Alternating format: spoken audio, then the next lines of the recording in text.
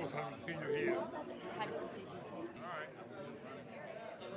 don't want to interrupt you. You're talking to the most important person. You talking about Shabir? No, I see you different places, so we. Like if you got like 20 of them and they got like too crazy, but like fun lifestyle. Join us, you know.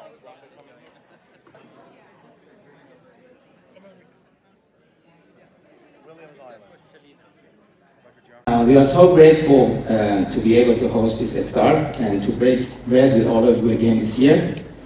This is indeed something to celebrate, but it's also a critical time, and especially in the spirit of Ramadan. Given the state of the world, events such as this one are even more vital.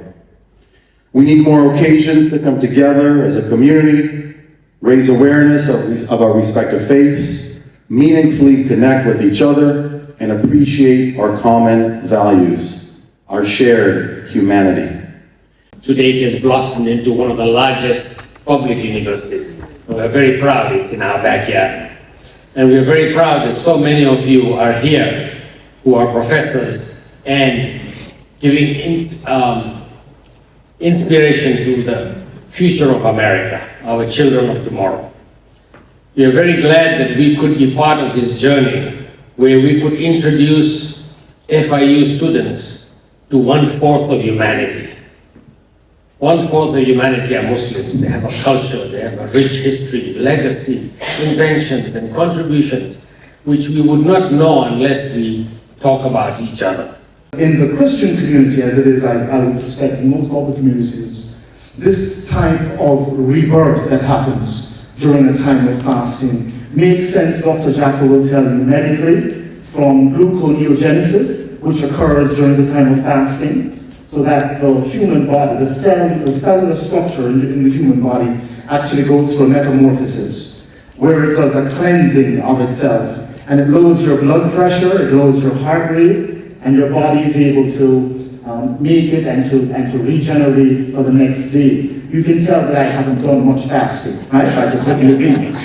The other thing, though, that besides this biological process that takes place in terms of bringing all humans together, in the Christian community and in Judaism and in Islam, is this spiritual change that takes place. In the Jewish tradition, we don't consider ourselves to be an aesthetic tradition, but there are a number of times throughout the year when we are called upon to fast.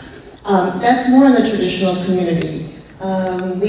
There are one or two that are prominent in our tradition, one being on the High Holy Days on Yom Kippur, and that has one particular meaning to it. And then there's another one on Tisha B'Av, which is like another time of the year over the summer, and that is a time of a different type of fasting. So what's the difference between them? On our Yom Kippur fast, which is a 25-hour fast, we are introspective in this time. We are to take a step back and to assess where we have gone off track, where we can be better, as we're striving once a year at least to look into what we call a cheshbon hanefesh, an accounting of our souls, to really look and see how can I be better. We all can be better. We all think we are doing the right thing all the time, but if we take a step back, there may be relationships in our lives that need correcting. There may need priorities that need reassessing, and there may need a strengthening between our relationship with God, as Pastor Henry said. So, those are different ways in that particular fast that we draw closer. But it's not enough to fast. The fasting has to lead you to change. It has to lead you to change your behavior, because in our tradition, if you only fast and you only pray, and you do not the third step, which is to actually change your behavior, then you haven't really completed the task. You haven't done the ritual in the way that it was meant to be done. In fact, one of our great teachers, rabbis, has said, if you come to the same situation again and you haven't changed and you go back to that same habit, then you haven't done a real, what we call teshuvah, a real repentance, a real change in our behavior. So we're being tested every time we come into that situation. Have we done the right thing? Have we really been able to change our outlook, our stance, our relationship to that which we wanted to change? Fasting is one important, we call it pillar of Islam, one of the five pillars of Islam, one of them is fasting.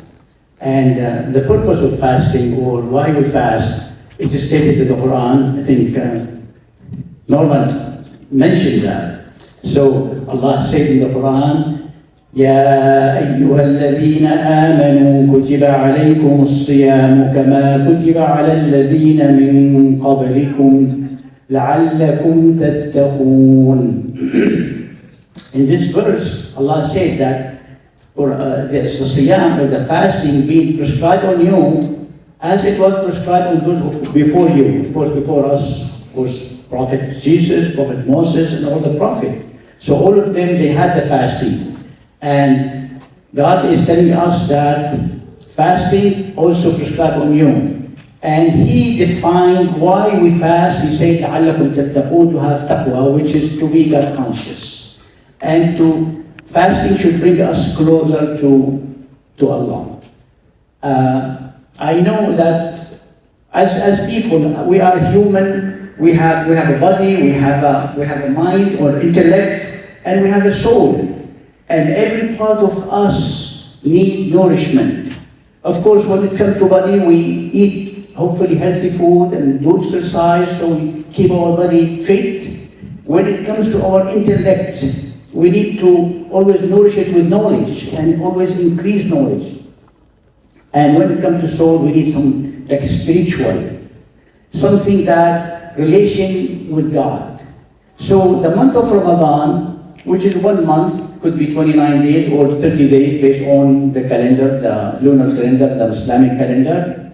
So it is to bring us closer to Allah and also to make us feel about other people around us. So the month of Ramadan is a very special month, not only do fasting, but to have the best contact, to show extra kindness to all the people, and especially to the poor and the needy, those who are less fortunate in this life, especially those who are hungry. Now we know we are fasting, and I know in maybe 10 minutes I'm going to break my fast because there's food here. But there are people around the world, they are hungry, they are thirsty, and they don't know what they're going to eat. And this gives us the feeling that we need to share what Allah given us. Of course, we have so many bounties, so many blessings from God. We need first to be acknowledging this. And the month of Ramadan is also the time to be grateful for the so many blessings that Allah given us.